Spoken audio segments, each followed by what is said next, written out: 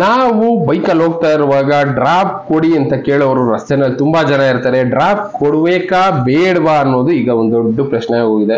ಒಂದೊಂದ್ಸಲ ಅಯ್ಯೋ ಪಾಪ ಡ್ರಾಪ್ ಕೊಡೋಣ ಅಂತ ಅನ್ಸುತ್ತೆ, ಆದ್ರೆ ಇನ್ನೊಂದು ಸಲ ಡ್ರಾಪ್ ಕೊಟ್ಟು ಹೆಚ್ಚು ಕಡಿಮೆ ಆದ್ರೆ ಯಾರ ಜವಾಬ್ದಾರಿ?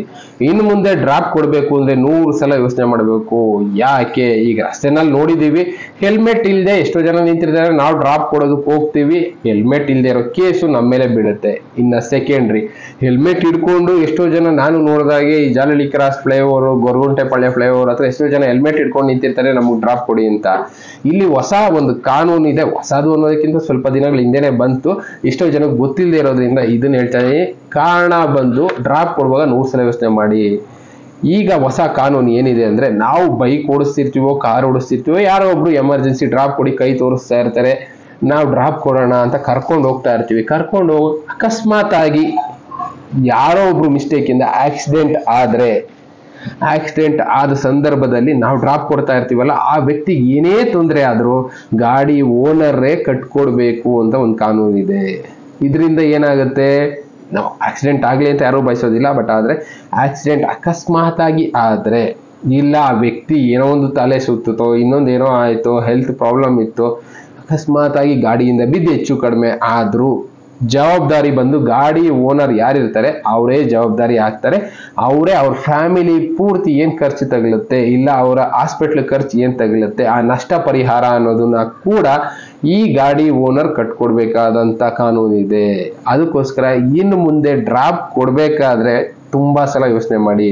ಇನ್ನ ನಮ್ಮ ಗಾಡಿನ ಯಾರೋ ಒಬ್ರು ಕೊಟ್ಟು ಕಳಿಸ್ಬಿಡ್ತೀವಿ, ಅವರು ಓಡಿಸ್ಕೊಂಡು ಹೋಗ್ತಾರೆ, ಅವ್ರು ಯಾರಿಗೋ ಡ್ರಾಪ್ ಕೊಡ್ತಾ ಇರ್ತಾರೆ ಅನ್ಕೊಳ್ಳಿ. ಆ ಡ್ರಾಪ್ ಕೊಡುವಾಗ ಹೆಚ್ಚು ಕಡಿಮೆ ಆದ್ರೂ ಗಾಡಿ ಓನರ್ ಮೇಲೆ ಕೇಸ್ ಆಗುತ್ತೆ, ಗಾಡಿ ಓನರೇ ಅದಕ್ಕೆ ನಷ್ಟ ಪರಿಹಾರನ ಕಟ್ಕೊಡ್ಬೇಕಾಗತ್ತೆ.